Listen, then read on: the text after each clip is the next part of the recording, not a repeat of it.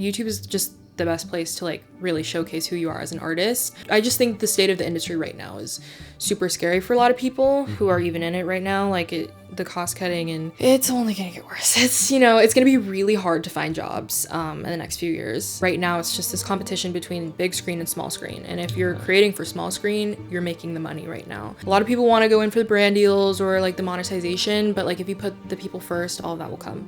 I have 0 followers, brand new. What are like top 3 advice that you give me to create my first piece of content? Open an incognito browser on YouTube, type in a keyword that one of your avatars would look up or something related to your niche, and see all the things that populate underneath it. That's what you're gonna put in your titles. Be aware, like while you're scrolling, what's happening to the infrastructure of the app. Constantly thinking about content, YouTube, how to monetize it, how to film it, how to edit it. Makayla, thank you so much for coming on our podcast. Yes, Welcome. of course. You are a actor, director, content creator, everything, entrepreneur from USC Film School. Wow, okay. So, I didn't know I was an entrepreneur, but I guess so. Yes. I don't necessarily call myself that, but I'm glad to know that people maybe think that about me. I really admire your work ethic. I think even before film school began, we were kind of like talking on Instagram, and you were like the person who's always on top of it, working on different things. How do you, like, what made you someone who is always so driven and ambitious and always working? I don't know, maybe it's from my parents. I grew up, both my parents own their own businesses, so maybe it was just like a matter of seeing them do that while I'm growing up. They were always hustling. So maybe it was that, but I don't know, I've always just felt like I want to do things. I always have had a really big work ethic, but I mean, like, coming from you, that's crazy, because like I said before we started filming, you are always doing so much stuff.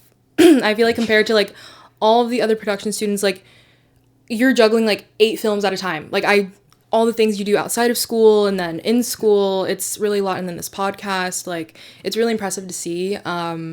So yeah, I'm excited to like talk about like school, work, balance, and all of that, because I feel like you'll be able to relate to me on that. It is really a lot. And like sometimes I watch your videos on your like day in the life or week in the life, and I'm like, wow, like we have kind of really similar lives, but also different in their own ways. But I think, yeah, we are juggling so many different things. But you have made such a big impact on the like aspiring acting community with one of the biggest channels on acting. Yeah. Was that always the goal, or was that just something you started for fun? I think so my channel, it started when I was really young, and it wasn't about acting at all.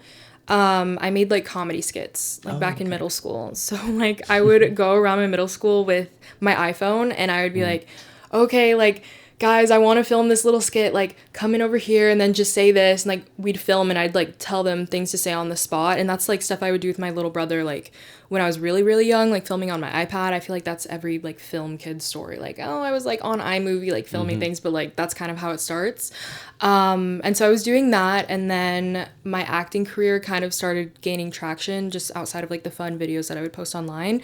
And I remember I would get like some comments about it, being like, hey, like, can you talk about this? Like, talk about how you got into it. And then my mom was like, yeah, like, this could be really good for you, like, to position yourself as a mentor. Because just, like, I've always wanted to do social media. Like, I grew up watching, like, beauty gurus and people who did, like, DIYs back in, like, the 2010 era. But my mom was like, she was just such a big influence on, like, how I pursue social media in terms of, like, how I want to be perceived. Because I feel like a lot of women on social media, like, I don't know, it's easy to sell yourself for looks, or like only be like, oh, like makeup, like beauty, and like that's a great industry, like a really lucrative industry to be in.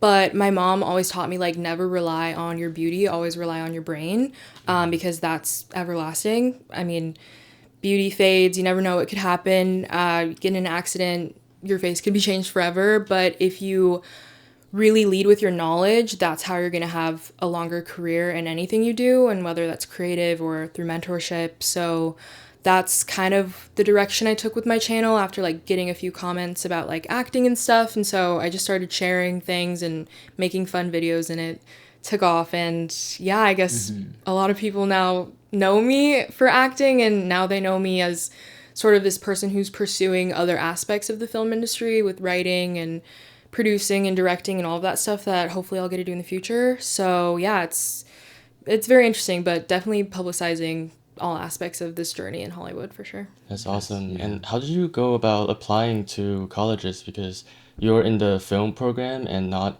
the dramatic arts program. Yeah. What was your process like working through the college application process, and what made you decide on your current major?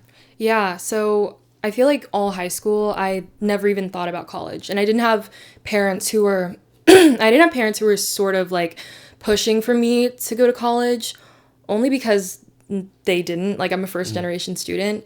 So I always knew that like I could have a career without getting higher education.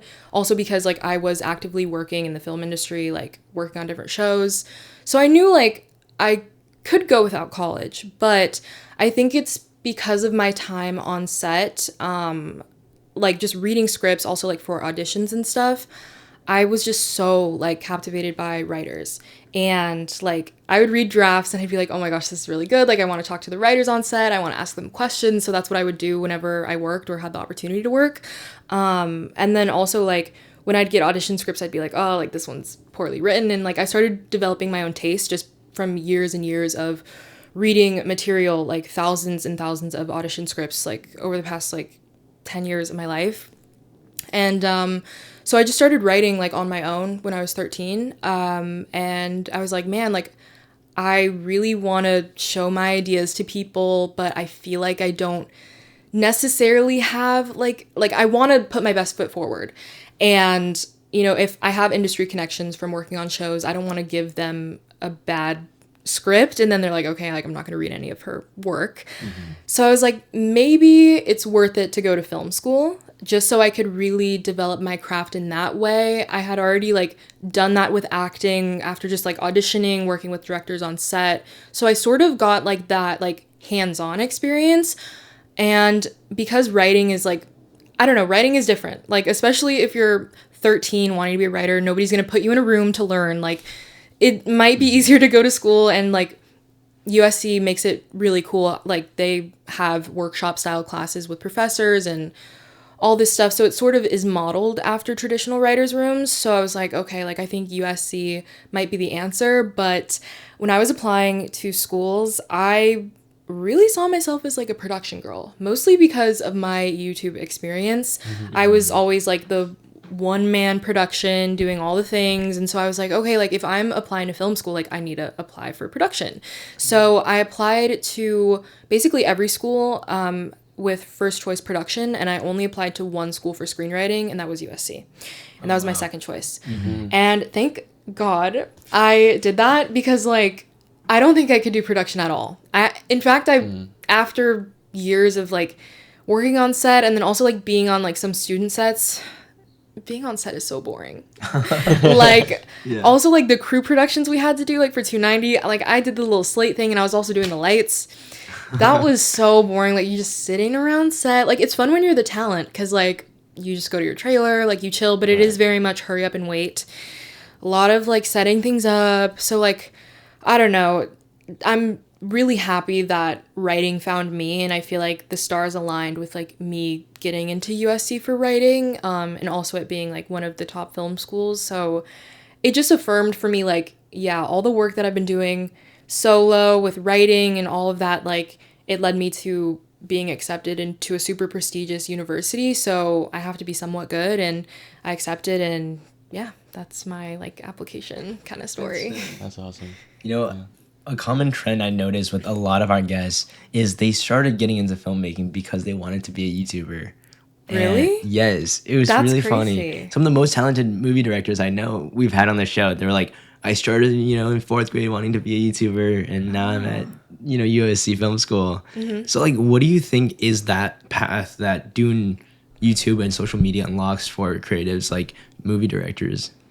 I mean, I think maybe it's just the fact that you can do anything. Like, I feel like there's no pressure on anything. Film school feels really different because you have like a lot of eyes on you, like your material's gonna get judged. I feel like when you're just doing it for YouTube, like you're in your room, you're by yourself, and you're like, I have this fun idea. And also like the DIY aspect of like, okay, like how am I going to do it myself? And like, what am I going to use? You call up your friends. Like it is really an entrepreneurial process. And I think that leads into like the traditional film school thing, because it is a lot about just like going after people and like figuring it out on your own. So yeah, I mean, it's just like a really cool outlet for creativity, but also like if you go far enough, like building an audience to watch your things is also super appealing. Also like building up a portfolio that you can send to people. I mean, YouTube is just the best place to like really showcase who you are as an artist. There's no barrier to entry. You know, some people can find that the traditional film industry, like the barriers feel super high, especially right now with the state of the industry. So I think a lot more people are turning to YouTube to like share their creative voice, and we're only going to see more creatives from YouTube and social media going into the traditional film industry.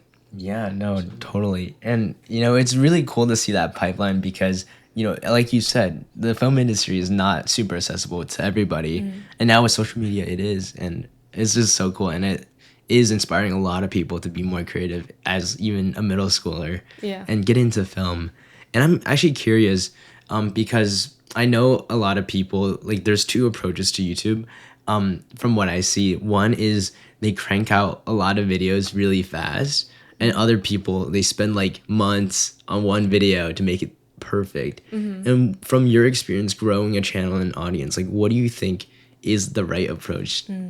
I think it really depends on the type of content you create, because if you are a trend-based, beauty-based, fashion, or like even lifestyle, people want, you know, that appointment viewing weekly like check-in with you. So if you're vlogging, like you're gonna have to do that on a more consistent basis rather than uploading monthly. Like unless it's a super long form vlog, maybe like recapping your whole entire month. But I think, again, it just really depends on the channel, because I think YouTube is leaning more towards the storytelling aspect, especially because of the connected TV. So I think the ones who choose to do like the monthly, that's like really specifically outlined videos. They're super highly curated and tailored for like a specific story that someone can follow for 30 minutes plus an hour. And you'll really like feel the quality of that content. And it's also something more evergreen than a trend. It's usually like exploring something like a deep dive. Yeah, so I would say that's more of the difference. Yeah. And I guess I ask kind of from my perspective as someone who's trying to do more YouTube videos. My channel is basically helping like young filmmakers get into film and like behind the scenes on my process and also some educational stuff. So like for those videos, what's your thoughts on it? I think consistency is always the best answer. And I think like if you are wanting to be a mentor and a teacher, like showing up consistently is a good thing. Like I would say for like educational type videos, a weekly schedule would be important for you. But also like if it is high quality content, what's great about educational content is it's evergreen. So when you go to like a YouTube search bar and you type in how to, like that's something that everybody's going to be looking for years to come. My videos that are how to based still get views to this day. I get comments on them like daily, and they're from like 3 years ago. Evergreen content that's tutorial based will last you a long time, so it's okay to like take your time with that. But I think like if you want to grow yourself as a brand, you have to be super consistent.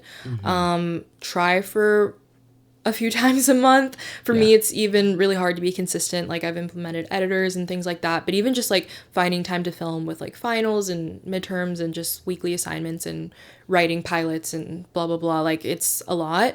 But I would say definitely showing up to be like a mentor figure for people is super important, but the content will last and last because it's educational based. That's true. Because sometimes even for this podcast, I feel like I could put like 20 extra hours per video or something to make it extra fancy, extra cutty, add a ton more B-roll. Yeah. But I also don't know if it's worth putting in that much more time to make it, you know. That's the hard balance that like I still struggle with and a lot of creators struggle with. It's like, but I've heard from creators that like the version of the video you see in your head is not what anyone else is seeing. They just see what you put out.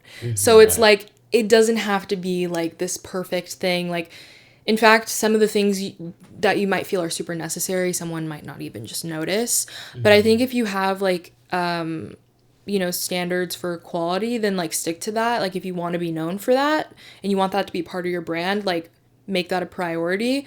But it really just depends. Like sometimes I feel like people just want to see me show up and like it doesn't matter if it's super edited. And sometimes like I've been like, okay, I just need to put a video out and I'm like, this one's just gonna be like super chill, blah blah blah, like not overly edited, and that's what my viewers respond best to.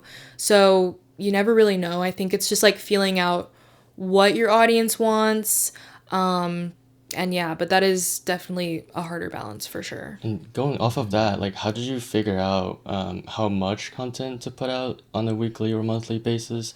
Was that just something that you sort of ironed out over time, or did you have like a plan starting out and then it just kind of evolved down the line? Yeah, I mean, I try to post weekly. It's definitely fallen off as of recently just because I just went through midterms and all of that stuff, and I've been doing a lot of brand deals, so it's hard to juggle like paid work and then like also organic work and blah blah blah. But I'll say it's just really like gauging your audience's demand. Like you'll just hear your audience like reach out to you like, oh, like when's the next video coming out, we miss you, and like then you'll start to gauge like, okay, like I need to be posting more. Even like when I do post weekly, like my audience will be like, yes, like love the weekly videos. You just have to listen to your audience, because at the end of the day, like you're creating things for other people, you're serving other people. So it's good to keep that in mind, because I feel like a lot of people who go into social media think of it as like, what can the internet do for me? But it's really like, ask not what the internet can do for you, but what you can do for the internet. How can you serve people, bring them value? And that's how you build a brand. That's great, yeah. Literally just thinking about how you can give value to other people. That's how money will come. That's how sponsors will come. That's how you'll gain trust with people. It is most of the time, like 99% of the time, not about you. A lot of people want to go in for the brand deals or like the monetization, but like if you put the people first, all of that will come. Yeah. That's awesome. And going off of that, how do you make yourself stand out as a creator? Because YouTube has a fairly low barrier to entry, how do you stand out as a creator in this space? Yeah, I think definitely everybody says authenticity, but that's very true. Just like being you, being yourself, like having fun. And just like, I feel like sometimes that's hard for people in terms of like, okay, you're talking to a camera, and some people might not have experience with like looking into the dark barrel of a lens.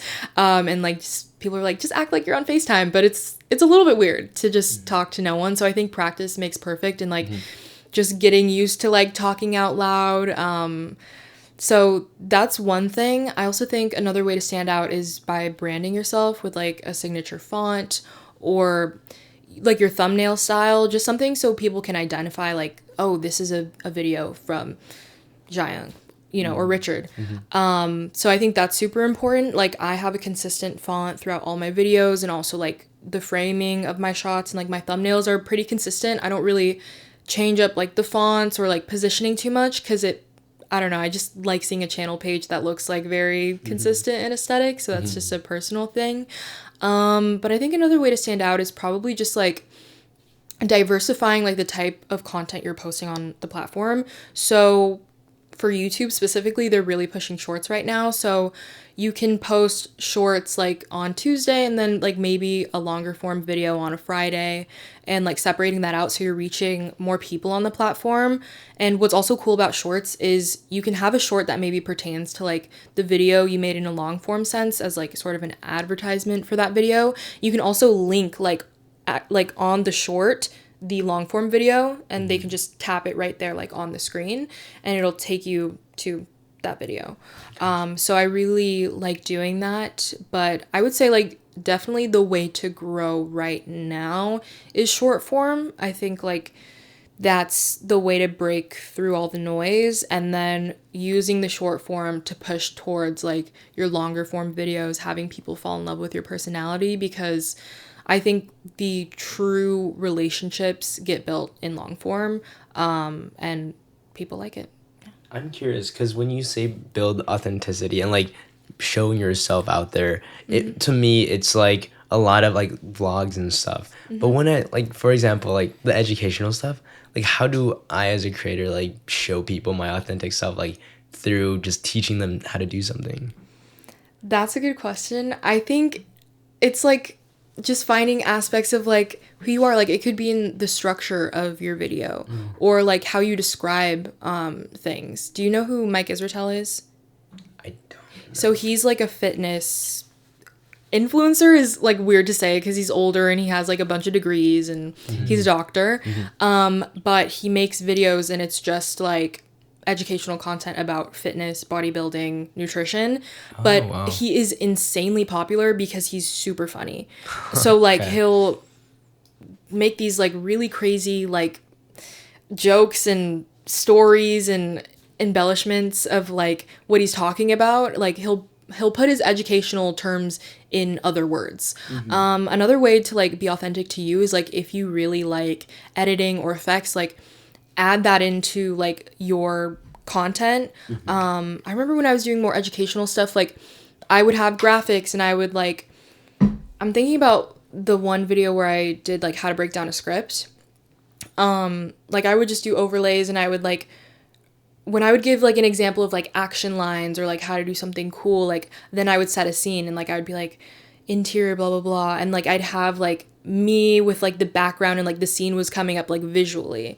I've also done a video like where I reacted to the first script I ever wrote and I did a green screen and like I was reading it but I was also acting it out as each of the characters, and like I was this character over here and this character over here, but it was like a green screen and I put the background in to set the scene and like the script was down here and I was reading it. So you could see me act it out while seeing the words on the bottom. It's just getting creative like that, and it's like, oh, like, okay, like that's Makayla's signature. Like she has fun like while she's teaching things, and I could be like, see, that action line was really wordy. I could have cut that down, or like, oh, like that was really stupid, blah blah blah. But like seeing me act it out adds visual interest because YouTube is a visual platform. Like if you're teaching about I don't know, like camera tricks and stuff, like you can have fun with that, or you can have, you know, a skit with different characters like, oh, like is it smart to do this like with a camera trick, and then you as like the like teacher would be like, actually no, like you're talking to different versions of yourself. There's always fun ways to spice it up to keep people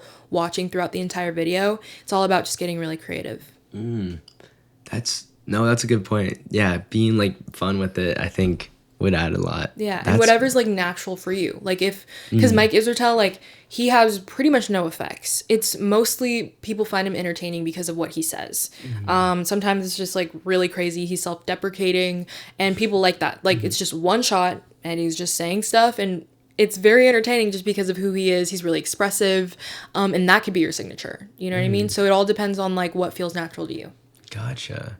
And right now you have like 500K? Yes.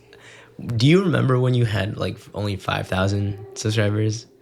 Yeah, I think so. I mean, I don't know. That was so long ago. Like, it was probably when I was doing skits, because, like, my skits popped off. Really? Like, yeah, because I optimized them for, like, search.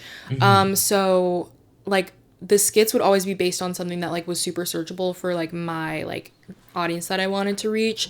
So it was mostly like middle schoolers. So like I looked up like how to be popular in middle school, and then I would just do like a whole skit based off like that title. So people would find it, but it would be like a joke about searching that up. Like it would just it would be like stereotypes and things like that. Or it's like the types of kids you see at school. Like this is when like Superwoman was super popular for doing like types of people, blah blah blah, like the 2010 kind of trend. But putting my own spin on it and like using people at school and like blah blah blah. So like my early videos got a lot of views, and like they probably got me to like 100K. Oh, that's really cool. Yeah, just by optimizing like titles. I know most of your content is about your life and your acting, but would you ever consider creating short films that you put on YouTube that are there for people to watch in a traditional sense? And do you think that's a viable path for filmmakers to share their work on the platform? Yeah, I mean that is the goal ish in the future. It's really up in the air. I think like post-grad, I want to see how things work traditionally, taking the traditional path of like trying to get my work done that way. And if it doesn't work, like YouTube will definitely be the answer to like creating things on my own, because now that, I mean, social media has become like my source of like financial independence, it's been really great to like put aside money so that if I ever want to finance my own projects, like I have the funds to do that just through like the sponsors I work with. And also like thinking about how I can save those relationships to then, if I do want to produce something, like, okay, like we're going to have a behind the scenes series along with the actual project, document all of that, and like have a sponsor for each thing. So this is like definitely a business plan that I've talked about with a few people, that it's just sort of a thing like when it's right, it will happen. But like if I have a behind the scenes thing and like it's like, okay, we're doing wardrobe, like this is sponsored by Walmart and like they're providing all the wardrobe. Or if I'm like, okay, like cameras, like I'm gonna be filming this whole short film on like this Canon camera, and we're gonna be like using stand-ins right now to like figure out shots and stuff, and like they're sponsoring that behind the scenes episode of this series to then filming the one episode and then releasing it. So my audience is like a part of this journey with me, thus creating more investment in the actual project when it comes out.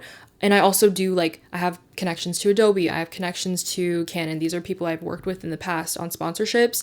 And so it's like kind of coming at it from like, hey, like my audience, they're a bunch of student filmmakers, they're younger filmmakers, and if like they learn to create things with your products that I also use and like love already, like they already have student discounts available like for Adobe and for Canon probably. So it's like that's a way that I can kind of negotiate those deals and then eventually create things like with my audience. Like I would love to bring them into like the casting process and have them audition, and really like creating a project that is sort of like the internet's child, and like bringing TikTok in, blah blah blah, and really creating like an actual movement of like, we don't need the traditional industry, like we can all do this together and this will be like our project of the internet. So that's like a really big goal of mine later on, and maybe that's bringing in writers that I meet online and like putting out a call like for writers. We put together a room, we develop a project together. But again, like that all, you'd have to consider like legal things. I do have an attorney that could probably help me with all of that stuff, but you know, with like IP and blah, blah, blah. Right. But like that is something that I would definitely be open to. And that's something like I think will probably happen sometime in my 20s, just because I feel like that is so specific to me, like as an entrepreneur, and like I feel like it'd be a great way to break through, not only for like my brand, my voice, but also like reach other creatives who don't get a voice. And that's always been like kind of like the ethos of my channel, is like helping people learn more about a gatekept industry, and like we can all do this together and then maybe make a name for all of ourselves and bring everyone up. Because I just think the state of the industry right now is super scary for a lot of people who are even in it right now, like the cost cutting, and it's only going to get worse. It's, you know, it's going to be really hard to find jobs in the next few years. And so it's just a matter of like doing it on your own and finding people who are creative and just like banding together, because we are the next generation. So definitely in the future, I hope to do that. And yeah, we'll see if traditional works out. But I think either way, I would definitely, like, when I have a project that I think is right for the internet, I'd do it that way. Okay. That's awesome. When you say traditional like path, like what kind of like, you know, what are the steps that you're picturing yourself getting into? Yeah, I mean like internship, writer's assistant, like working in a room type of thing, and then like, you know, getting a general meeting to like pitch my own scripts, and then blah blah blah, you know. We'll see. Like, I don't even know what that entails yet. Like, I just know the internet and I know how to do that really well. But I do have people in my network who can like help me figure out some of the traditional stuff, but just traditional in terms of like I'm creative in those like traditional spaces. So Is that the goal, like to be like a Hollywood writer, or are you thinking more directing or producing side? yeah, I think definitely out of college I would love to be staffed in a room.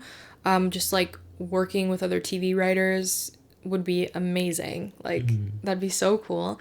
And then once I get enough experience in that, like working my way up, like figuring out the dynamics of like being on a show that's running and how all of that energy works, then moving my way up to like producing, like being a writer producer, and then eventually a showrunner on my own projects. So it really just depends, but yeah. So you like TV more than movies right now? Yeah, Cool. yeah. Yeah. Every like feature class that I've had to write in, I'm just like, when will this be over? Like, I just want to go back to TV because the collaborative energy of like working in a TV writer's room is amazing. I'm in a pilot rewrite class right now, and just like the notes you get, and then also like the room brain that you have on like ideas and people like throwing things in. It's so good. And really, you can't create anything amazing alone. Like, just when you're with other people, it enhances it so much. And like, I mean, all the things we love like are like a source of collaboration.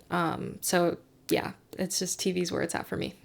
Are there any overlaps between like the stuff you learn in class about like structuring or writing and your YouTube videos? Because I feel like a YouTube video would also require a lot of, build up, suspense, what's coming next. Are there any overlaps that you found to be helpful, either in making a YouTube video and then translating it in the work of writing for TV or vice versa? Yeah. I think kind of. I think they're super different just because of how people like come to the content. Like, there's different expectations. I think when someone turns on a show versus turns on a YouTube video, there's like a different like expectation of like attentiveness that is required to digest that. And also like the serialized nature of like a TV show versus, so like how you would set up that episode if you're writing like a more serialized show versus episodic. Like, setting that up is very different. I will say the similarities are like in the teaser, like grabbing somebody in the first few seconds or whatever everybody like online says, like the first 3 seconds of your short are like the most important, which is true. And same with like a TV show, like especially if you go from it with like an episodic type of lens. I love a good teaser. I think it's so much fun, so important.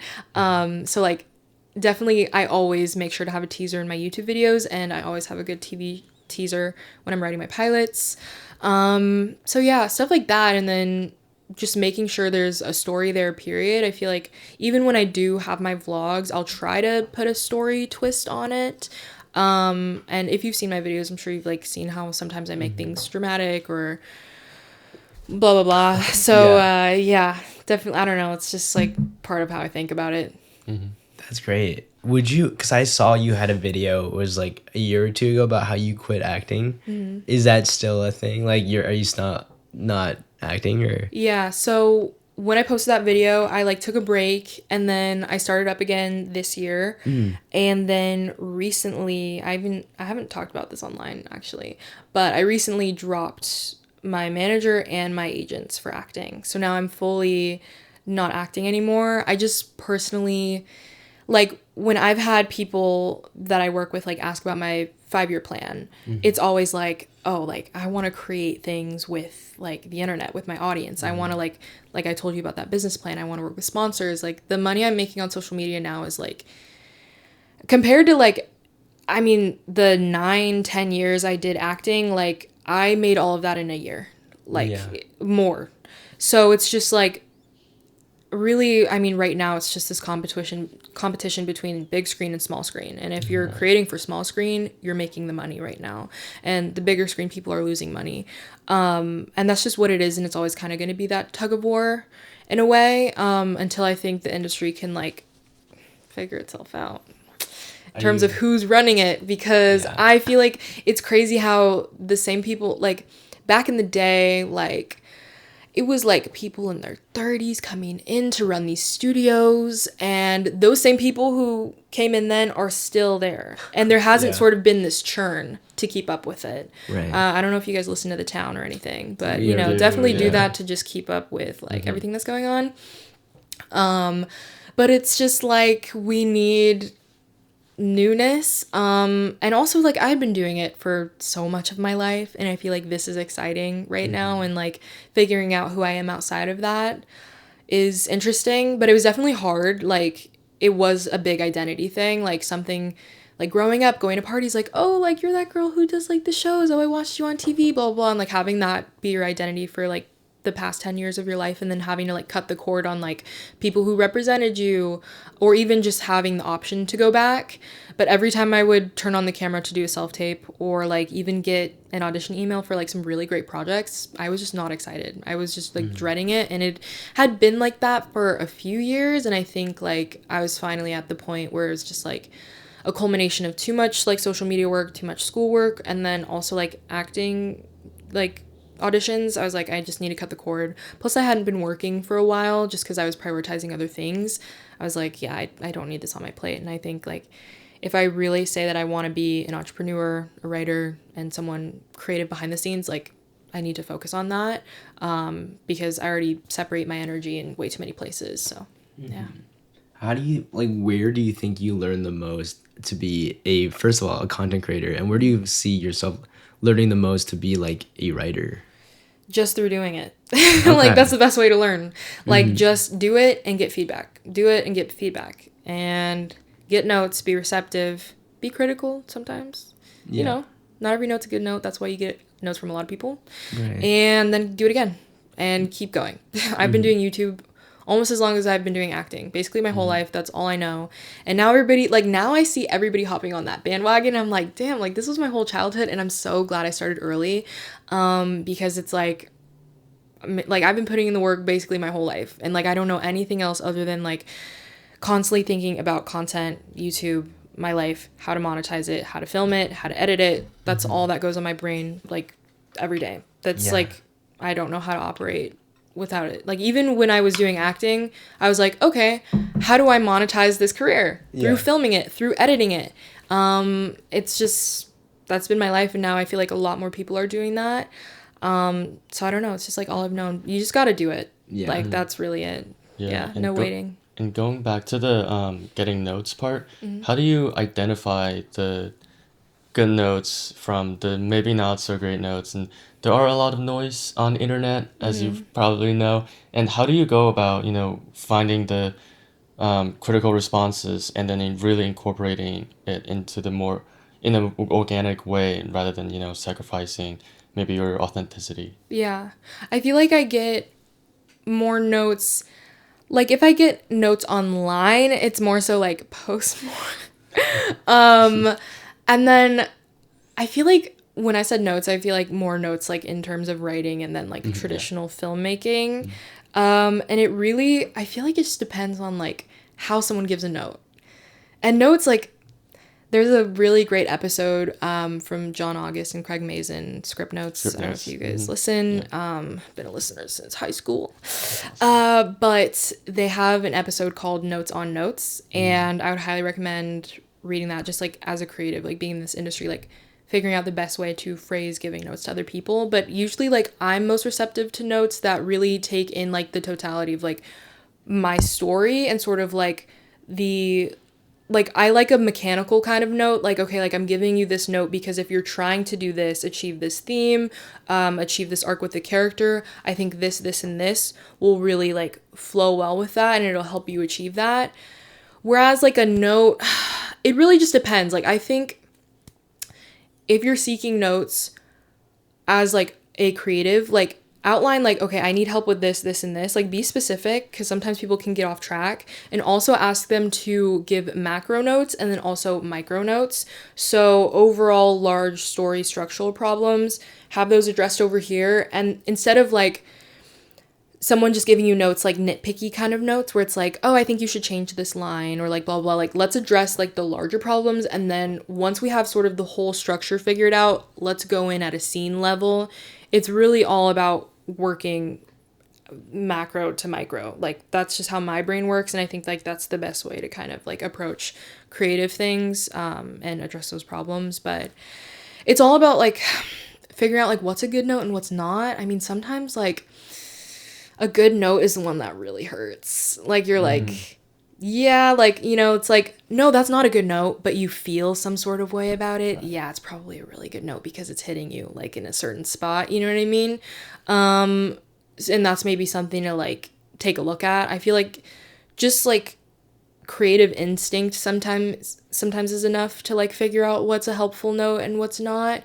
Because when someone gives a good note, like you feel it and you're like, oh my God, that would make it so much better. Like I had a great note session in my last rewrite class, and the professor was like, if you did this, and then he said this, and I was like, oh my gosh. Or when he pitched something else, and then I just started laughing for like a minute straight, and I was like, that has to go in. Like just that like suggestion, like it just, you feel it in your body and you're like, yeah, I should do that. Or if you think about it even when you're writing or, you know, editing or whatever, then maybe it's like something to listen to. You just feel it in your body because you're creative. You have that intuition, you know? Right. I mean, I think so much of writing is basing on your feelings. Like, does that make you excited, right? Does that inspire you to keep going in that direction?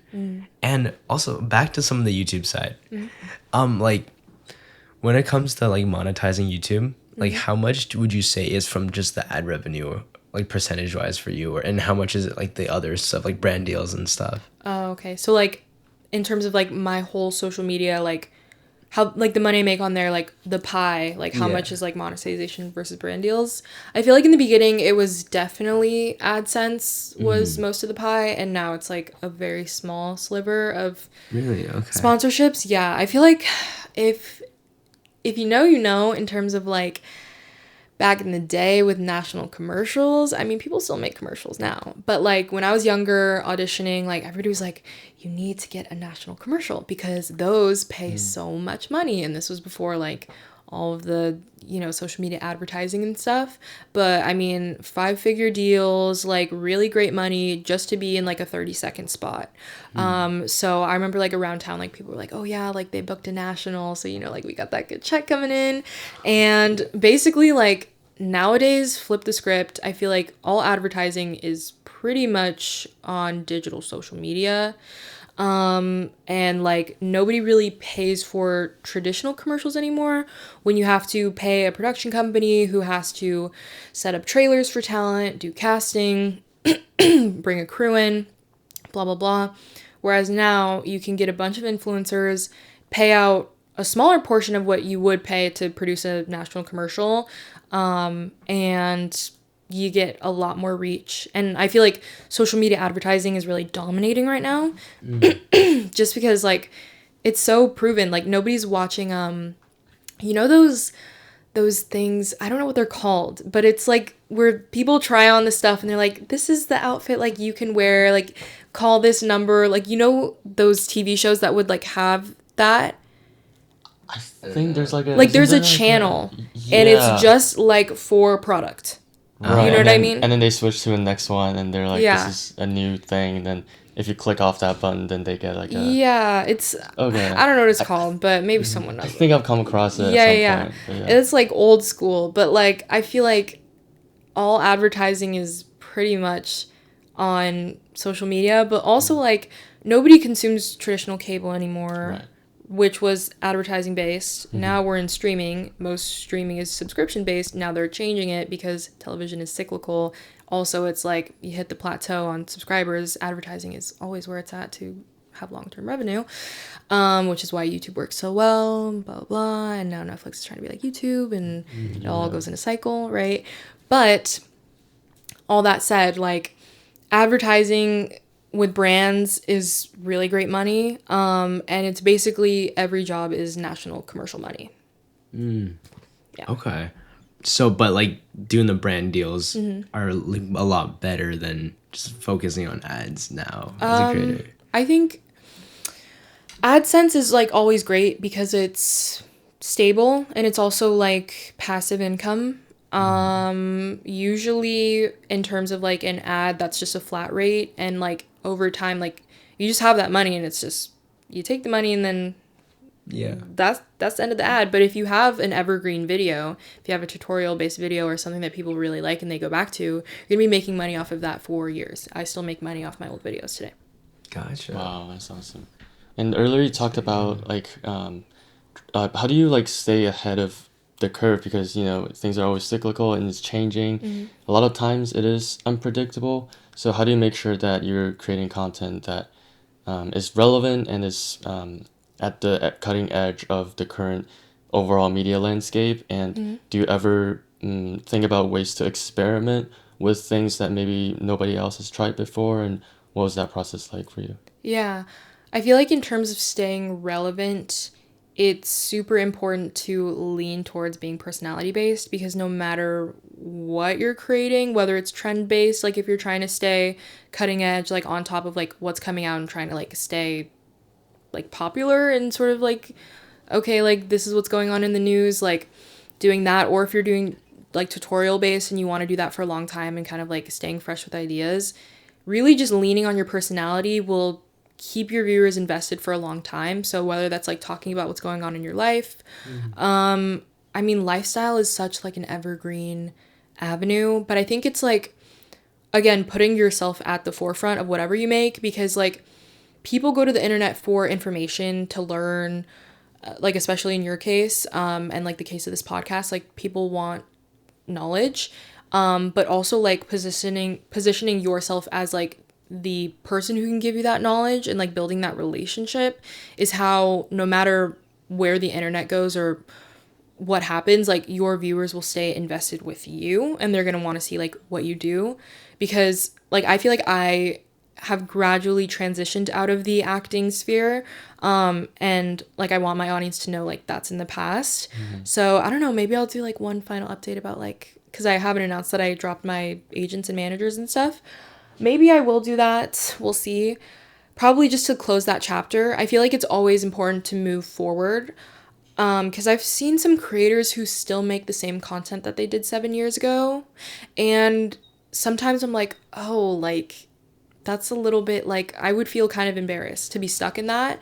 And I remember Cody Ko, who's controversial now, but Cody Ko and Noelle, they had this series called That's Cringe. I don't know if you guys are familiar, but it was a super popular like reaction series, and they only did like a limited number of videos, and they were like, this was its time, this was its era, and like we're not going to do any more of them, because like we don't want to stay stuck in that trope or in the past. And I think that's super important for creators to recognize, like when you're not inspired with a certain topic anymore, like you can always pivot, but pivoting is only like, it'll only work if you position yourself at the forefront of your brand, not like this other thing is my brand or whatever. Like, let's say you review Hermes bag, and it's like, this is the new Hermes bag, and these are all the specs about the new Hermes bag, and nobody cares like really who's giving the information. And that's why short form is so hard to stand out, because you can scroll through short form for an hour, 2 hours, and if somebody asks you like, oh, like who did you watch, you won't remember the creator, but you will remember the content. You have to have people remember the creator before your content. So if you make workout videos, like everybody knows how to do squat, whatever, you can learn that anywhere, but I want to see Zhang do a squat. You know what I mean? Or I want to see Richard curl a barbell. Why? Because he's going to tell me a funny story while he's doing it. Why? Because he's going to have these really cool shots while he's doing it, and like I want to get it from him. Or like when news comes out and it's like the White Lotus season finale, like, oh my gosh, everybody's going to post about it. Wait, I want to see what you have to say. That is how you stay relevant for a long time, and you can make whatever you want and people will watch. And something you just touched on right now, it reminded me of a quote of saying like creativity is about recombination. It's about taking one thing and then another and then putting it together in a special and unexpected way. Was there ever an instance where you sort of went with that approach? Do you ever create with that approach? And do you think that's like something that creators should keep in mind when making content with like, you said White Lotus, and then someone else saying it with a story, or working out, but then someone else coming up with an interesting story with it. So how do you go about recombination, and is that a helpful process for you in terms of creating content? Yeah, I mean, I never thought of it that way. I think that's just how I like naturally think about stuff, just because especially when I want to do content that is more trend based, and I do have like, I've been planning out the next quarter and like figuring out, okay, like this is what I want to lean into, blah, blah, blah, like tailoring all of my classes here so I have more time to like focus on other projects. But definitely like I have been thinking about incorporating more lifestyle, which means like more like kind of general content where I do have to be at the forefront. So I mean like, yeah, I don't really have an answer, but usually like in the planning process, that's when it comes together. So it's like thinking like, okay, like this is searchable, or this is what's worked in the past, like how can I switch it up? Because you always want to, like when you're a new when you're a new creator, you want to lean into SEO and like search based things. So in order to get discovered, people are like searching every day. You want to like fall under what's being searched for. And when they click on your video, make sure you're at the front of that with something creative, like you're saying about like recombination. And I feel like that all happens in the outlining phase of your content. I feel like a big mistake people make is like just like making without any plan. And that's like fun when you're just like kind of getting into it. But when you really want to become a business, when you really want to figure out like, okay, like I know this is going to get views because like I planned out the first 3 seconds. This is the shot. This is all of that. Like it's a super intentional thing that I think like especially traditional Hollywood doesn't give social media creators a lot of credit for, especially creators at the higher levels. It is all planned out. Every shot, what people say, when people do it. I mean, like that, it is highly curated in order to keep people's attentions. And so like planning out how you can make something special. It really happens at the outlining phase and then going to shoot it. And just as like a thought experiment, say if I start a YouTube or Instagram channel or Instagram account, I have 0 followers, brand new. What are like top 3 advice that you give me to create my first piece of content on the platform? First, audience. Who do you want to speak to? Who do you want to reach? Because you can make something for everyone and you're reaching no one. You know, people say whatever. But it's true. So think about who you want to reach. Figure out your audience. Sometimes people like to think of avatars and like they write out like, okay, like my ideal viewer, and they'll like do like 3 of them. Like this viewer goes to this school and they like these books and they're interested in these topics. I'm talking to them whenever I make a video. I'm talking to Alicia or whatever. And you make those people and you're like, okay, I'm trying to reach them. So what would they search on YouTube? What would they watch? Number 2 is looking at search. So you can open an incognito browser. I tell everybody who wants to like do YouTube this, like all my friends, I'll like be like, okay, this is what you're gonna do. Open an incognito browser on YouTube, type in a keyword that one of your avatars would look up or something related to your niche, and see all the things that populate underneath it. That's what you're gonna put in your titles. And then third, I would think about storytelling and thumbnail. So kind of 4, but those are both really important because once somebody clicks on your video, you want them to stay. Watch time is super important. But making sure it looks good enough to click on is important, and then the story after that, and making it unique and making it you is super important. But that's probably the order I would go in. For me, because I feel like I know kind of what the audience is, but I don't really know how to like scale that. As in like, I make the video, the same people watches it. I'm like, yeah, I don't know. Well, what are like your titles and stuff? Because there's a way to be niche, but also expand it to a larger audience, which is something I want to experiment more with. So in terms of like trend-based stuff, like remember when it was super popular, like the Instagram chooses my routine thing? Okay. Where it was like Instagram decides like my morning, and it's like the poll feature on Instagram where it's like you can choose one or the other. Right. So like that was a really big trend a few years ago. You could flip that and like make it part of your niche. So it's always good to have a balance of like if you're more educational based but you want to like expand, having like your core like tutorial based things, but then also having something that's like wider reach, whether that's using like popular celebrities, things in the news, blah blah blah. So like for me, whenever like when the strikes were happening, that's like a news thing, so more people are searching for that, so like that's gonna reach a wider audience than like how to write a script. But over time, like that video has done really well because it's evergreen.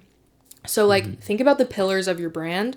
So here's education, here's fun challenges, here's news based things, and then but it's all under the umbrella of film, right? So you don't have to be just one thing, because that's how you get really bored and That's you true. loathe it. You know what I mean? Yeah. Think about how you can make it fun. So back to like the poll thing. Way back in the day, I didn't do it because it's like I was really busy and I wish I did it. But with the like poll, I was like, oh, like my Instagram followers choose like my movie scene. So it's like they pick the characters and they pick where it takes place. And whatever combination they come up with, I have to write it and then we see what it's like. So like that's a fun way to like take your niche and make it something like more popular, or like that title could reach more people. Mike Isertel, the one that I said about bodybuilding and stuff, he gives like the bare bones like tutorial based things. He does collabs with other fitness people. That could be another way to expand and scale. But also he does workout critiques. So he reacts to like Kevin Hart's workout routine or the Liver King. And people know those titles. So they'll say exercise scientist reacts to the Liver King, blah, blah, blah. And they're like, oh my gosh, his critiques are really interesting. He's funny. Let me see his other videos. He sounds credible. Let me go to his core, you know, advice videos and I'll watch those. But then I want the fun stuff. And you get all the aspects of your personality and people get to see that, because we're not just one thing. You don't have to make one type of video. Just make it consistent with your niche. You don't want to do cooking and then go do sports. You know what I mean? It doesn't make sense. You'd open a new channel for that. But it's really just about sitting down, writing, okay, this is my channel. This is the main umbrella. What falls under that? And how can I make it fun? That is such a cool way of looking at it. I never really thought of making it more fun. I always thought, how can I teach more, I guess? But I think that's a great way to expand. No, I thank you so much for that. Like I did like monologue critiques, so like getting my audience involved in like, okay, send me your videos, and I'm like, okay, these are the 3 that got selected, and then everybody's like, oh my gosh, like I got put in, and like audience engagement and stuff like that. So yeah. That's cool. Critique some short films or something. That's maybe. Fun. I'm thinking about maybe doing like a script notes kind of 3-page challenge in the future, but I'd have to figure out how to make it visually interesting, because nobody wants to just see me read. So it's all about thinking about things like that. Also, look right there. So you see that it's called a brick in the corner of the whiteboard. And it's essentially this thing where I touch my phone and like it locks all my social media. And I literally can't access it unless I tap that thing again. And the thing is, I feel like I'm on Instagram too much or on YouTube too much, and I'm wasting a lot of time on social media. But as someone who makes social media content, you kind of have to be on the lookout for new things happening. So how do you find a balance of not being addicted to your phone? Wow. Yeah, I actually don't go on my phone that much. I will say it's probably good for me to be on it a little bit more, only because like that's my business. But I feel like because I'm so intentional about like my niche, like I'm not kind of like looking for just like anything that's coming up like with trends or blah blah blah. Like I feel like, again, it's always that hard balance of like being trend based versus like evergreen content and tutorial based and stuff like that. But I just try to stay off my phone for mental health reasons, and like, yeah, I don't know, I think it's just like finding other things. Like you're busy, like you have other things, you know what I mean? Like you can be like working on your script. I also feel like school just keeps me off my phone, you know what I mean?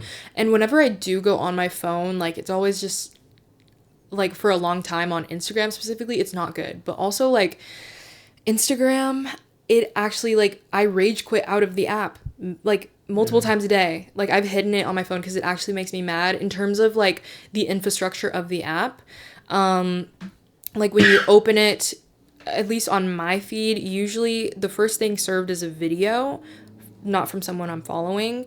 And then like you kind of keep like scrolling, and it'll be like a combination of video, photo, video. And as you keep going deeper, you'll notice your feed change to just video. It's like, be aware like while you're scrolling what's happening to the infrastructure of the app. Also like when you go to post on like Instagram, you press like the little like you'll swipe over and then do like the plus sign or whatever to post. Usually it'll open up directly on a reel. So you know it'll be like post, story, reel, whatever. Usually it's already default positioned on reel, so that's how you kind of know what they want you to be making. So look at the apps, see what they're serving you first when you first open the home pages. It's really like good signaling.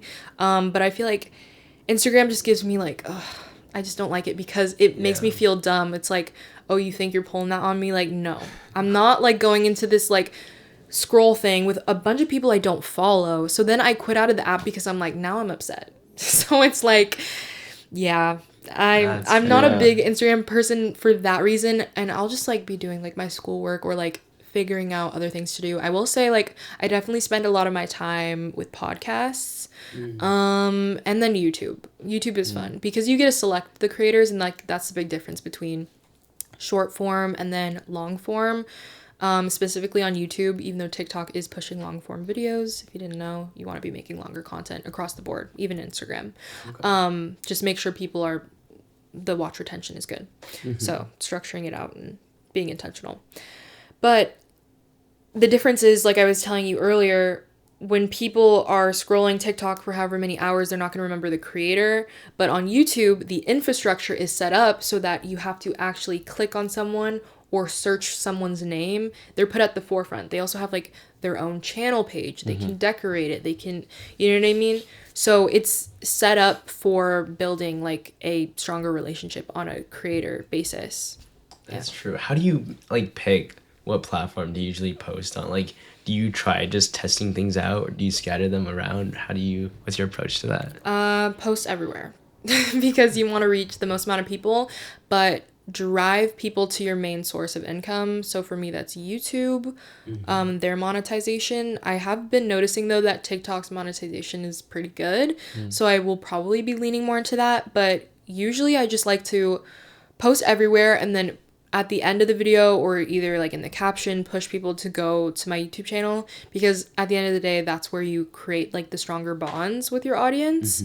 So like post everywhere, market yourself everywhere, throw the net out and get the big net, put it in the ocean, catch all the fish, and, then size down to your main platform.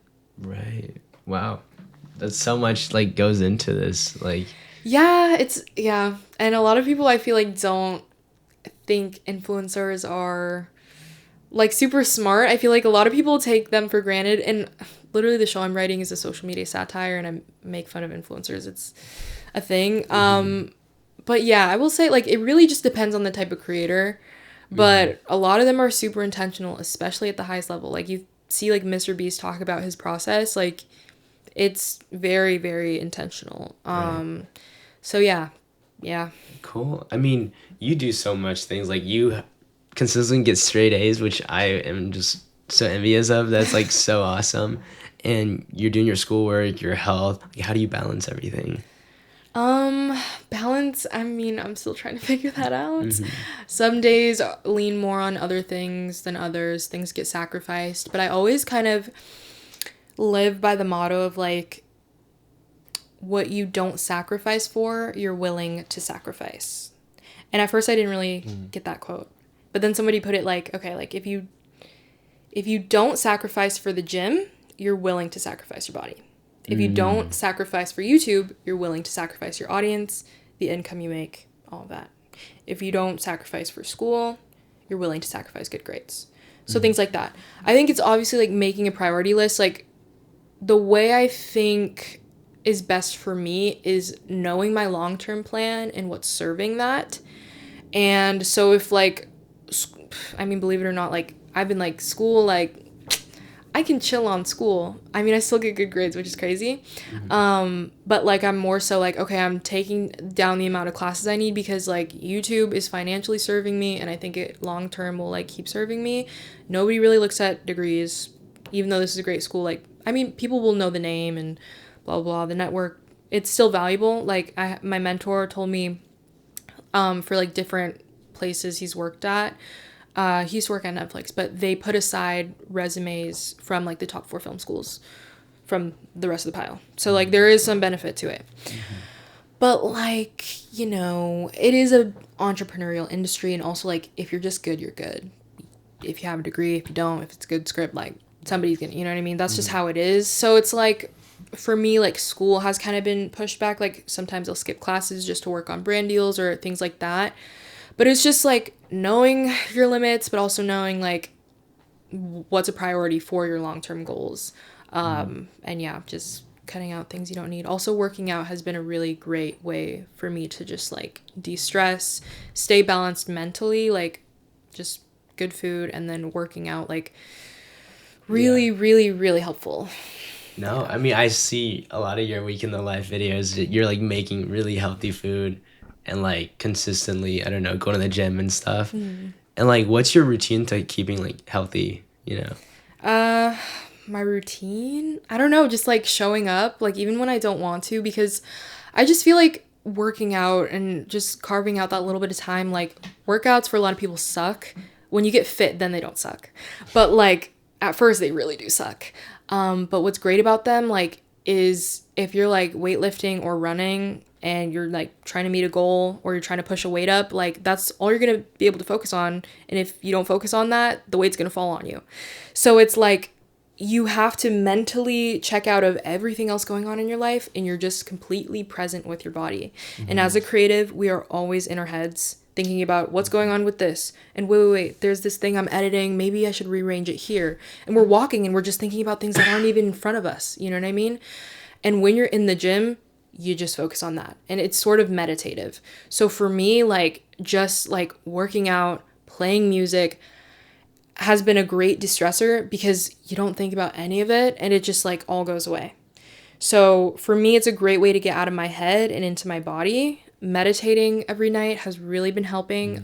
There's this app called Headspace, and they have a student discount. And that's really been helping, like just doing like breathing before bed. Melatonin helps because, you know, caffeine is just what we need for school, like to survive. And yeah, then like with food and stuff, like for me, I do eat out a lot. But it's because I'm like, okay, well, I'm working, like, I'm going to make the money back. And also it's just like the opportunity cost of it all. Right. I eat out a lot. So that's kind of like helping for me in terms of juggling all my work. I don't have to cook all the time. I do try to cook because I like knowing what's going into my food. But when I do eat out, like I'll make healthy choices, like I'll go to Kava or whatever.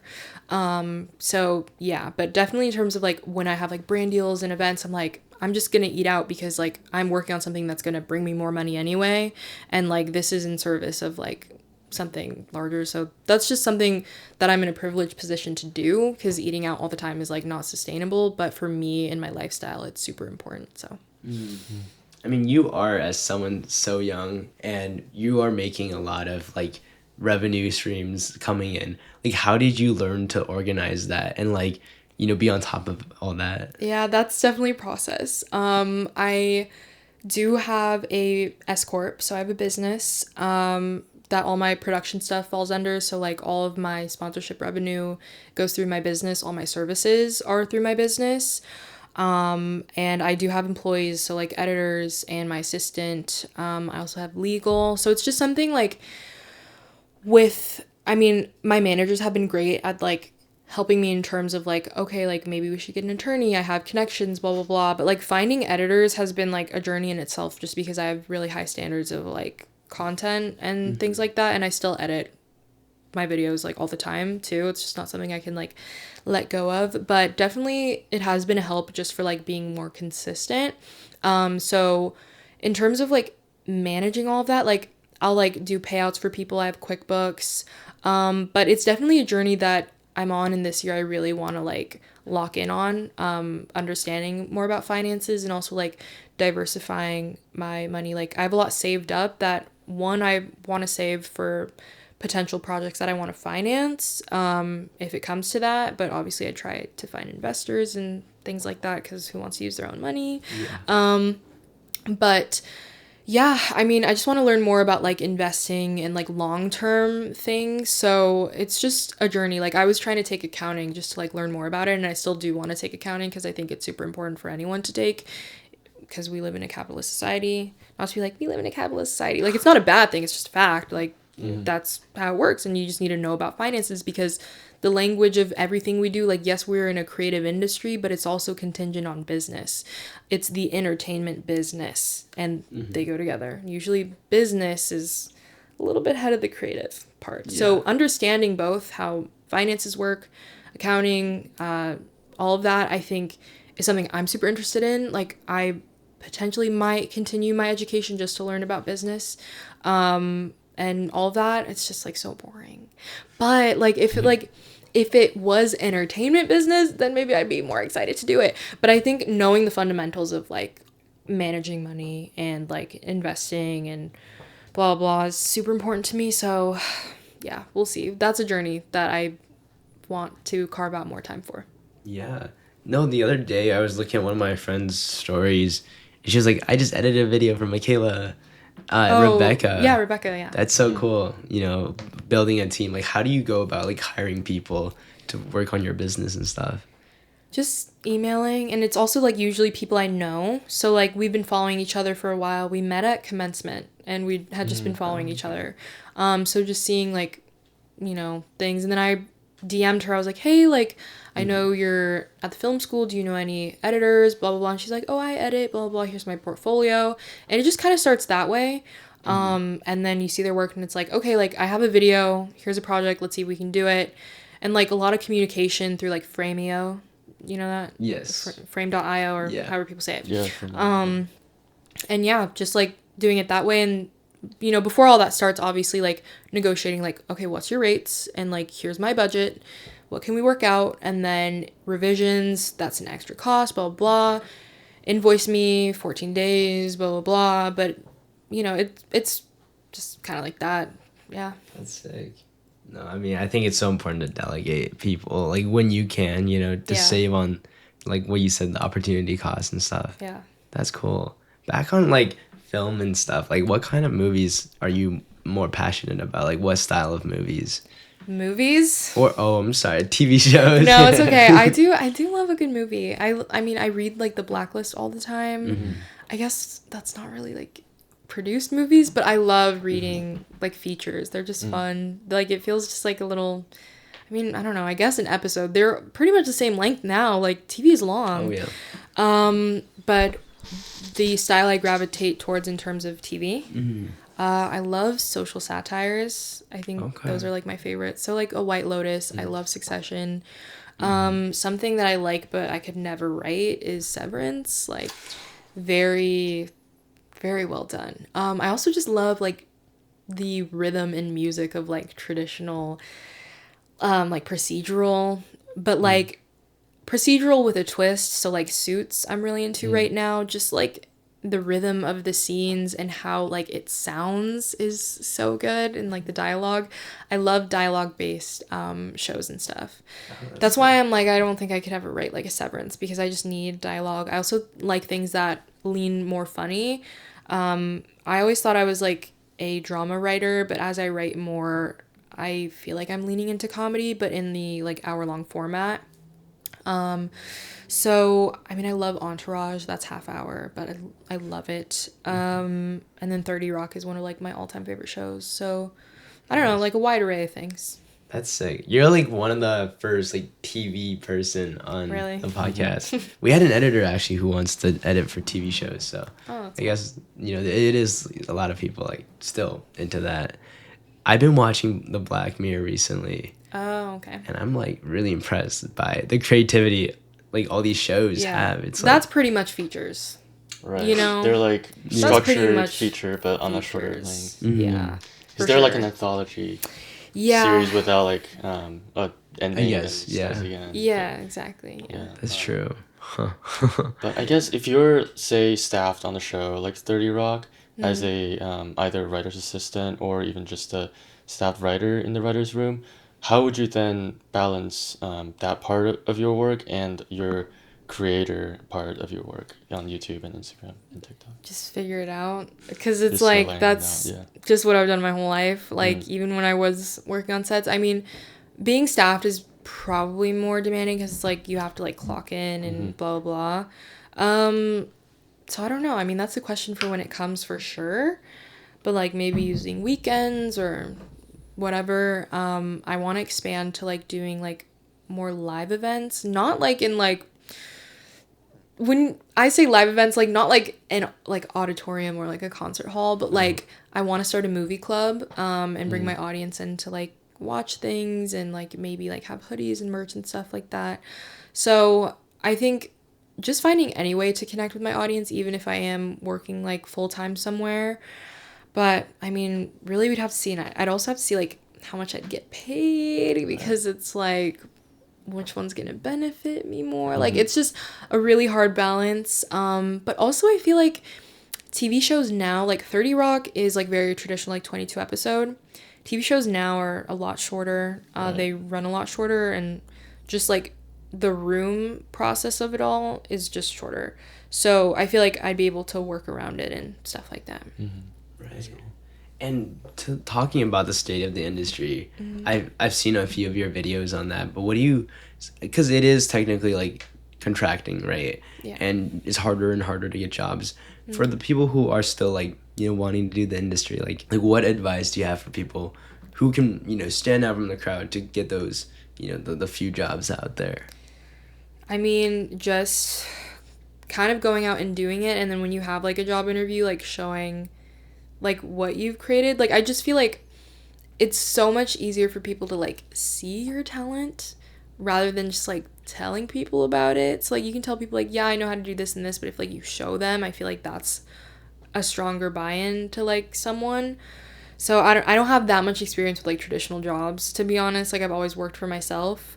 But I feel like when I do go after internships or stuff like that, like I'm gonna be leading with like I create things and this is what I've built, and like just showing people that like you're already doing good work. Like good work is gonna only beget like better things for you, and like just prioritizing quality and just producing good stuff. Like my sister is she's going through that right now. She called me the other day and she's like, I saw this ad you did and it was like really good and blah blah, and she's like, I'm like doing this music festival and I'm trying to make it good and like not sacrifice quality, and like some people are lowballing me, but I'm like, it doesn't matter, like quality is the most important thing, like it'll pay off. Like good work pays off whether you're getting paid for it, whether you're not, because like if you can show that and people respond to it, like you're gonna get opportunities. So I would say like for someone who's applying to jobs, like always focus on what you can control. And I think like that's why I gravitated towards YouTube in a lot of ways, because with acting you can't control anything. Like you audition and then you wait for a yes, like you wait for permission to work on something. Whereas YouTube, you can go ahead and do it. With writing, you can go ahead and do it, and if it's good, then you'll get the opportunity. But just focusing on making whatever you create good, like that's all that matters. So yes, like apply for jobs, blah blah, but that's something you ultimately can't control. So also have a part of your life where you can control things, and if you're a filmmaker or creative, a great place to do that is social media. So maybe that's something to consider. Okay. Going off of like a changing media landscape, one of the bigger impacts right now or topics is AI. What do you think AI's impact will be in the industry, and how should we as creatives, who are I guess in the intersection between business and creative, how should we leverage it and stay ahead of the curve? I mean, I don't really know much about AI. I've done a few videos on it. I know that like all the strikes and stuff with it, but I feel like I don't know enough about the technology to like make an assessment as to like how I think it will impact the future of the entertainment industry. I know that some unions have put protections against it. So like SAG-AFTRA, my union, we have protections against AI. And then the WGA has some restrictions on it in terms of how you can use it to write projects. But like in terms of its capabilities, just because I don't personally use AI that much, if AI does appear in my life, it's like through Google, because it like is built into the system, unfortunately. Right. So I'm like thinking about changing my browser. Things like that. So it's just not something I even really use on a daily basis to understand how it's used in the creative sense with like all that stuff. I know there was a Script Notes episode where somebody talked about how it was like used for like audio fixing and stuff, which is great. I think the tool use is good, but as long as our unions keep putting restrictions on its use of like people and like replacing jobs, I think it could be a great benefit for like tools, and like just making the process faster and easier in terms of like production and stuff like that, and maybe even the writing process. So yeah, but I don't really know how to answer that one. No, I saw like on Instagram there's someone who took a picture of a billboard from an AI company, and it was like, don't hire humans, use AI this thing. Really? And they blurred it out, and I was like, that's crazy. I don't know. I mean, I do know a lot of creators, you know, are using it to leverage like creating YouTube videos, even making like AI videos, which is kind of crazy. Yeah, I've seen like a few of those. It's like the voice, and then they just do like stock images. Right, and some even put their own like face in it, and then it's like AI of themselves making these videos. Yeah. That's interesting. It's crazy. It's nuts. Yeah, so. I don't know. Not my thing. Not your thing. Not something I would consume either. But I mean, it really Yeah. depends on the quality. But That's true. I don't know. Also, what are all the, you did a podcast recommendation on one of your like week in the life videos. Yeah. I was like, yo, I gotta like look all these up because I never heard of the town, and you low-key put me on that. Oh, okay, good. Which is my favorite podcast ever. Yeah, yeah. But since that video, do you have any new podcast finds? New podcast? No, I'm a creature of habit, to be honest. Like, yeah. I mean, if I could, I'd eat the same breakfast every day, go to the gym at the same time. Like, structure is great. And so I always, like, even if I have, like, I mean, you know Dulce? You already know that I go there all the time. Yeah. Like, I always order the same thing. Like, I'm just, like, a creature of habit. So I have The Town, Script Notes, and then, yeah, just pretty much those two. The Final Draft has a good podcast called Write On. But that's more, like, for writers, if you guys are interested. I know you got...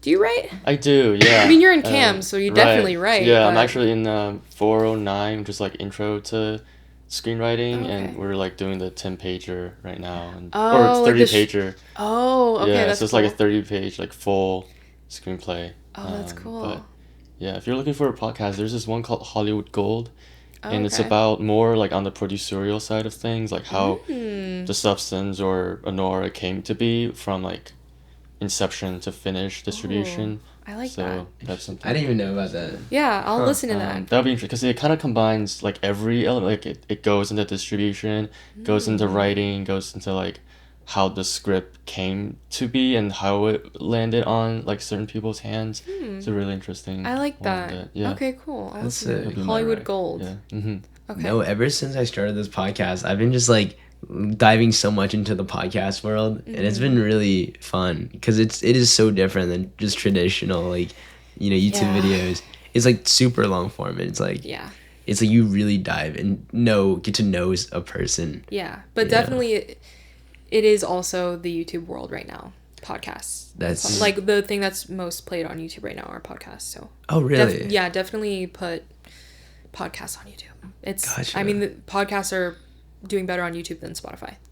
Really? Definitely. Yeah, I didn't know our that. Spotify channel don't get that much. Wow, that's Yeah, so interesting. you definitely should do that. That's Yeah. And that's kind of why we had the 3 camera setup, because I was like, I wanted to do a video format of the thing, even though and that's why Spotify has video now, because YouTube is doing so well in it, so they implemented video into Spotify's infrastructure. Yeah. You see when you... And now Netflix wants in too on the whole podcast space. Yeah, definitely just look at how these things are designed. And you'll just see what they want. Yeah. that's so interesting. Even what you said about the reels and the YouTube like shorts and stuff, like you do have to pay attention to what they want. Yeah. That's I've just cool. seen it change over the I've been online for a long time, so Yeah. you just notice things. No, it's also weird how sometimes like people say the algorithm, you know, prioritize the best videos, but sometimes we be uploading these like reels or shorts, and the most random ones like pops off, and I'm like, what? Yeah, you never know. That's why you just keep making stuff. Just make it and don't even look back. Like, oh, I wish that did better. Just do the next keep going. one. Yeah. Like, No, for sure. Just keep going. Do you have a system to organize like your YouTube videos or like your ideas? Like, do you have a spreadsheet? Like, how does that work? I want to get better at spreadsheets. I actually don't know how to do spreadsheets at all, and I want to become that person so bad. I just use Notion, and I just write out things in a list. Like, it's nothing fancy, just ideas and stuff. Yeah. Interesting. You know, I've been actually thinking, no one knows this actually, but I want to start making like a series on YouTube about like organizational stuff, because I'm like obsessed with organizing everything. You look at my living room, you can't really tell, but I'm like on my spreadsheets I like have every single zoo I've ever went to in my life, or like every sport I play when I start playing. I don't know. That's cool though. I'm like, when that's it's why you in a list, are doing so much, bro, because you're like organized. it helps with, you know, and sometimes I don't think I have OCD. There's no way. Like, sometimes it gets messy, but I think I might have it. I don't know if I do, but probably to an extent. Yeah, and I'm like, wait, it could be interesting to share how I organize things in my life. Yeah, I don't know, for sure. just a thought. Yeah. Cool. And because on the podcast a lot of times I'm like do you have a spreadsheet of everyone you know interact with, like Oh my or god, I network should with? totally do that. Have their email and like Yeah. everything. Dude, that's why you're always on top of stuff, bro. I don't know. No, like that's Yeah. why you're like, bro, I got all these guests on my podcast. I'm seeing everybody in my network coming on here. I'm like, oh, okay. Like, yeah, that's actually, yeah, that's really cool. It's something I do, and if I don't, I'm like aching, you know. It's like when I see a desktop that's like messy, I'm like, oh no. Oh, Yeah, don't look at no. mine. Don't look at mine. No, Mine's yeah. bad. Honestly, I feel like there could be a cool way to combine like film and Maybe. organization. Yeah. I don't know, make Just- it cinematic, or it's about how to organize your video or whatever if you're creating content Yeah. into, you know, like how do you create but organize it well, you know?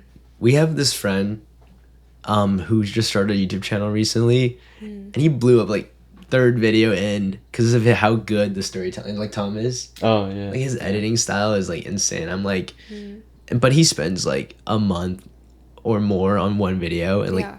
tens of hours. I'm like, I don't know if I could do that. That's kind of crazy. Yeah. I mean, it all just depends on like what you're trying to do with your channel, like what your goals are and stuff. No, totally. Something we do on this podcast is we have the previous guest ask the current guest a question. And the fancy. previous guest of our podcast asked you if there's a person in your life that if you were to write them into a character in your TV show, who would it be?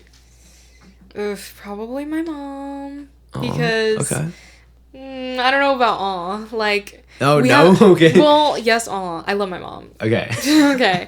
But we have a very mixed relationship just because, and I think my thesis is going to be on this, just about my experience as a child actor in Hollywood. Nothing bad, which Right. child acting is mostly associated with bad things here. Yeah. But in terms of like how child actors have to go through this process with their parents Right. and the bonds that are created through heartbreak, rejection, victories, just like all of it at a young age. And like my mom and I have shared many moments in the car driving to auditions. She's helped me prep them. Like I have memories of like us singing in the car, like going to like audition for like some musical, like just like moments like that. But also like we butt heads so many times. Like there's so many good things. And also like I was like 13 and super annoying and, you know, like sassy 13-year-old. And yeah, we were also like very similar. So I think she is going to be like the main character in something I'm writing for my thesis. So definitely she's going to be my inspiration.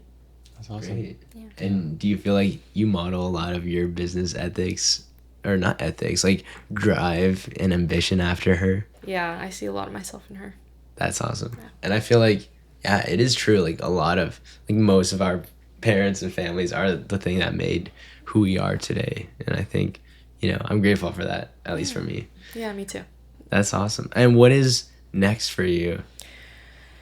I don't know. I gotta check my to-do list. Yeah. Tomorrow I'm going to tour apartments, so just filming that. Next week events, and then I just got an email from Adobe, so I have to edit an ad I filmed for them yesterday. So I'm just like daily basis. But what's next? Lunch. That's what's next. Awesome. So That's awesome. yeah. Well, thank you so much for coming on the podcast. Yeah. Thanks so thank much. You guys It's so been great. much.